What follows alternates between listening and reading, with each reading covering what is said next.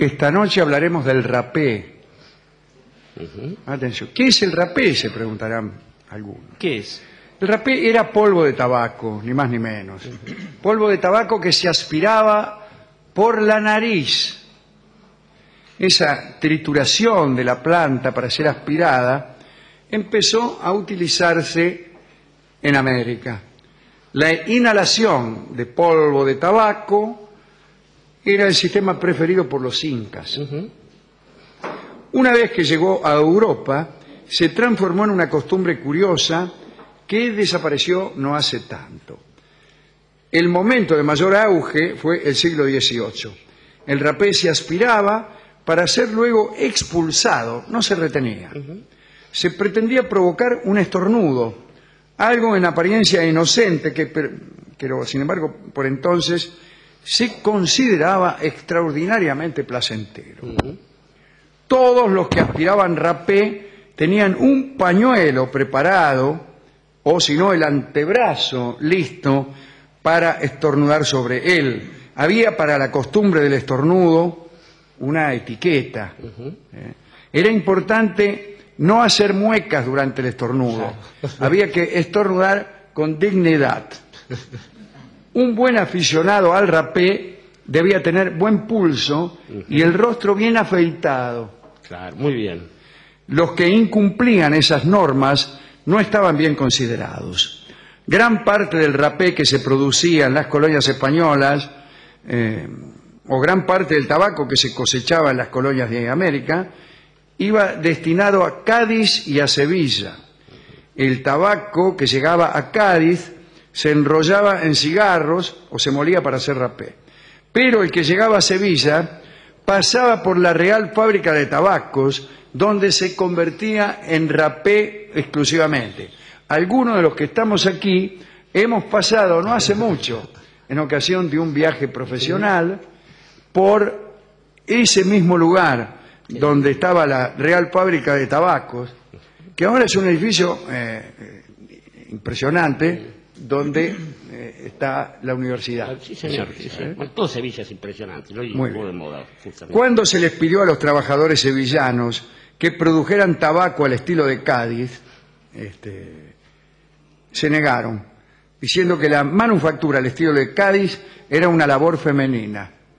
Y había además una razón económica. El rapé, en toda Europa funcionaba a pleno. Tanto era así que se convirtió aquel lugar de Sevilla en el edificio industrial más grande del mundo. Qué bárbaro. Y hoy todavía es un edificio considerable. Sí. La costumbre de inhalar rapé en lugar de fumar tenía también una explicación lógica.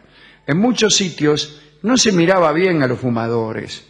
En Prusia, por ejemplo, Federico II el Grande no soportaba el olor a tabaco, no soportaba. Todavía no existían razones médicas para prohibirlo, sino más bien consideraciones de higiene.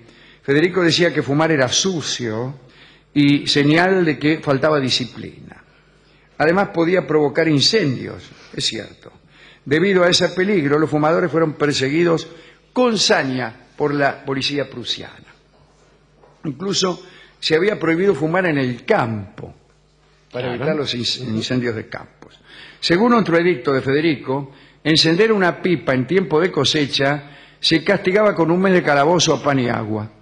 Es por eso que si un prusiano deseaba llevar una vida social y consumir tabaco, no tenía más remedio que tomar rapé.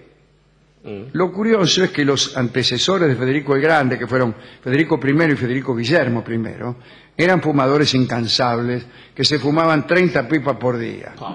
Bueno, una cantidad de tabaco capaz de producir alucinaciones. Sí, totalmente. Aunque se usaba en muchos lugares, fueron en verdad los franceses los que pusieron de moda el rapé.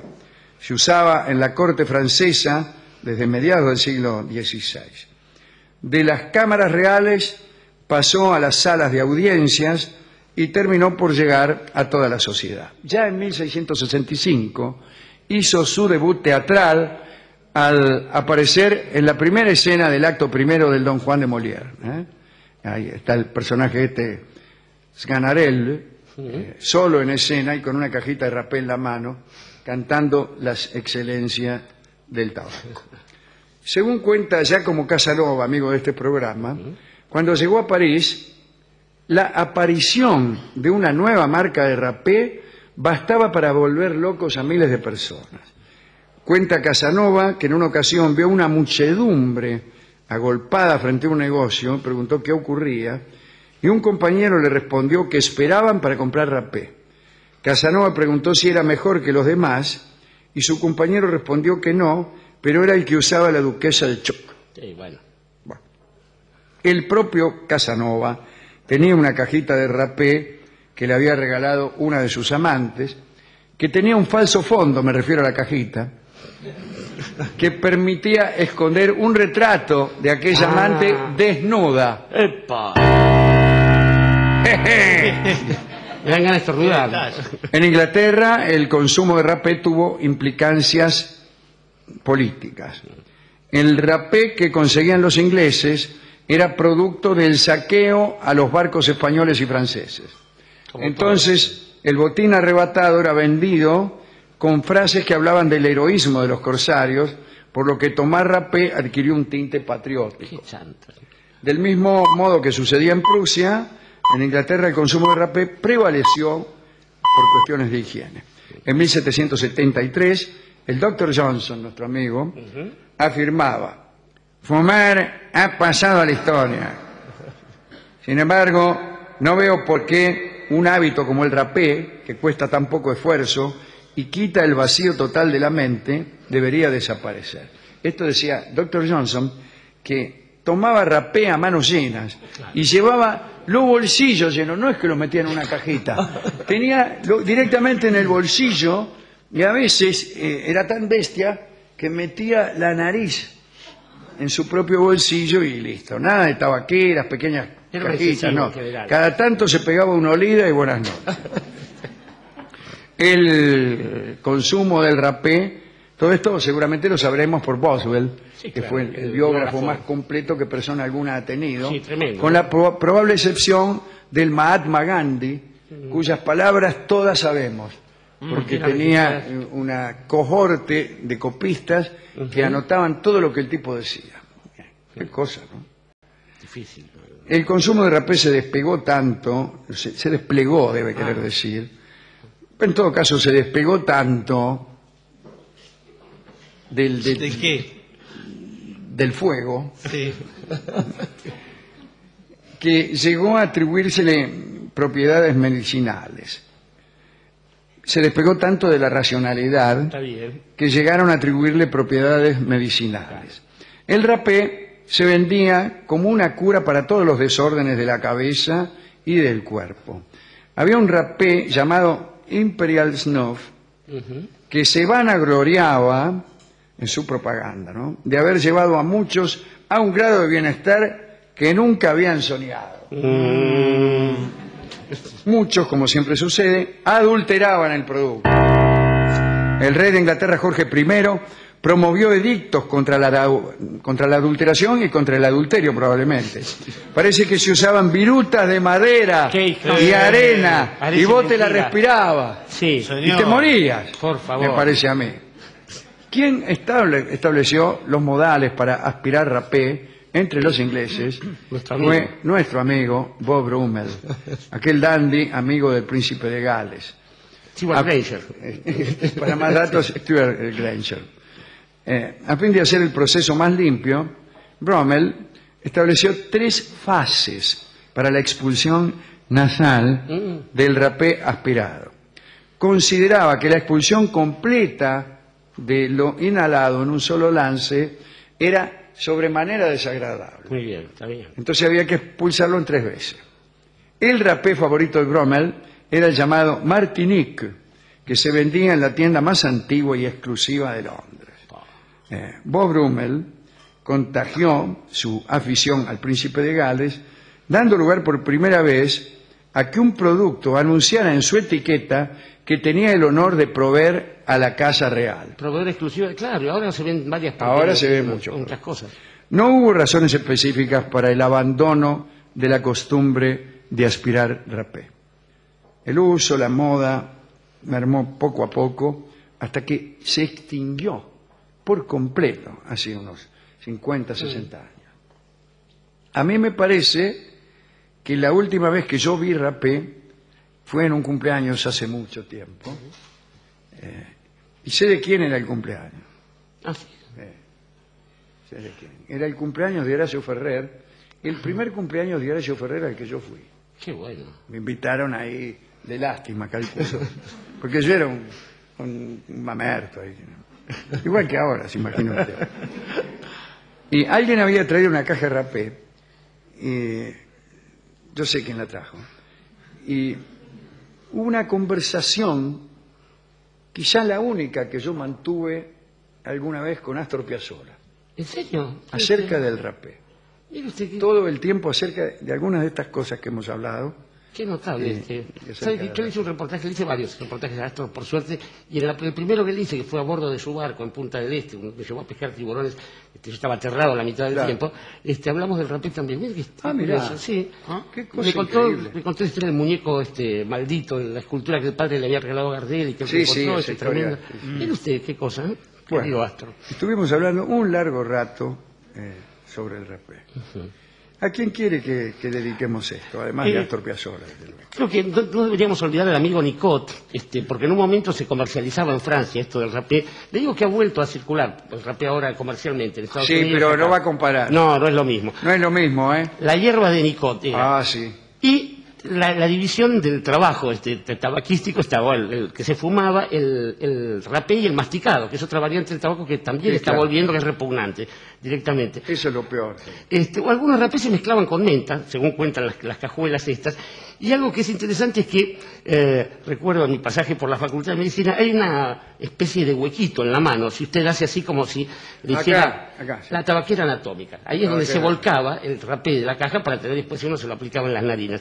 Una cosa que Brummel también ha comentado en su momento es que el problema eran los restos. Imagínese si fumando, uno que tiene esta desgracia de ser fumador, sabe que se acumula cierta porquería del tabaco. Imagínese aspirando el rapé. Eran gente que tenía como 2 túneles de ferrocarril en la nariz, ¿no? Estaba muy cargado ahí y esto también le hacía mal a las mujeres, que además se perjudicaba el maquillaje, porque vio que al aspirar uno no aspira directamente para adentro, aspira en general. No, lo peor es que algunos tipos tienen una forma de estornudar absolutamente escandalosa, como yo. Claro. Yo cuando uno va persiguiendo el estornudo, que ve como un caballo que se le Ahí en escapa. la primavera me sobrevienen Uy, unas sí, con la- retaílas sí. de estornudos que hacen que las pocas personas que todavía cultivan mi amistad o lo que fuere, me abandonen enseguida. A mí me dejan las novias Cuando también. alguna sí. novia tiene alguna duda acerca de si me va a conservar o no como su favorecedor, En la primavera, en la tiene primavera la se le certeza. disipan enteramente al primer estornudo. La culpa la tienen los árboles y el tabaco y Claro, todo lo demás. está bueno creer que a uno lo dejan por culpa de la Claro. primavera y no por culpa de su propia falta de atractivo, Por cual todo es la única Pero verdad. más bien, por el resto de las miserias que hacen que no lo deseen más a uno, No, manga bueno, de una. no. Bueno. Yo creo que ganaríamos mucho si las personas aceptaran la miseria de su encanto y aceptaran que hay personas a las que uno no agrada o no gusta, Claro, pero- no seduce y no atrae sexualmente. Sí. Entonces no cabe más remedio que no hay más remedio que admitir tal cosa. Y no seguir Pero si insistiendo. usted está siempre creyendo que en realidad la otra persona está loca por uno, pero que lo disimula, y que solo está esperando que uno alcance a decírselo de un modo gracioso para acceder, o que se den las circunstancias correctas, que nadie sabe cuáles son, bueno, ve que es por otra cosa, por ejemplo, que uno no tiene plata, Sí. sé que te desea pero no se da cuenta, Quizás se le va a pasar en que algún está momento. esperando para darle a su aceptación un contenido moral, etcétera, etcétera. Él Bueno, tiene miedo de enamorarse. la otra. tiene miedo de enamorarse en serio, que se ha enamorado tanto de nosotros que tiene hasta miedo de morir del Es susto, mucho, es mucho. de morir del goce. Bien. Si uno empieza a creer todas Todo esas menos- cosas, menos la realidad, Que no- andamos sí, mal. sí, andamos sí. mal. Entonces, ¿cómo pasan las cosas que pasan? Tipos que se suicidan O en la peor- puerta de la casa de sus novios a las 4 de la mañana. Lo peor que no se suiciden, se quedan ahí hasta las 7 y uno no sabe Claro, cómo salir tocando y tantas timbre. cosas. Bueno, para ir redondeando esto, querido Alejandro, pensaba en esas escenas, bueno, Cádiz, Sevilla, y que también tenemos las salvadoras de cigarrillo que también nos han deleitado alguna vez en Carmen con la Mouretange de Bohème. Claro, claro. Que no ha conocido jamás la ley. Y por último, quería citarle el asunto de las pipas. Uno tiene la idea que el tabaco que se fuma en pipa es semejante en todos. Yo tuve la oportunidad en West Virginia de fumar con los hechiceros enviados de 6 naciones, con los fucsias negros y que yo haciendo cosas en la OEA. Había que ganarse el pan de algún modo. Y saben que es un tabaco que se debe fumar sentado porque uno no se para en las carpas y no debe mirar de frente a los ojos cuando pasa la pipa de la paz porque es ofensivo. Pensaba con todo esto que cuando una práctica médica, como parecía ser el rapeo al comienzo, se repite tanto, pierde su sentido original y ya, incluso por el consumo excesivo deja de hacer efecto. O sea que se pierde el sentido. Pero cuando un ritual se repite tanto que se vuelve costumbre, es posible que después termine volviéndose un vicio. Y ahí, digo, estamos los que somos esclavos de alguna dependencia como la de estas cosas. Una hierba tan noble, tan relacionada con el diálogo de los hombres con los dioses, termina volviéndose algo tan simple, tan sencillo, tan chabacano y charro, que uno no puede sino llamarla tabaco. Y tabaco es el tango que escucharemos ahora en la preciosa versión de Libertad Lamarque.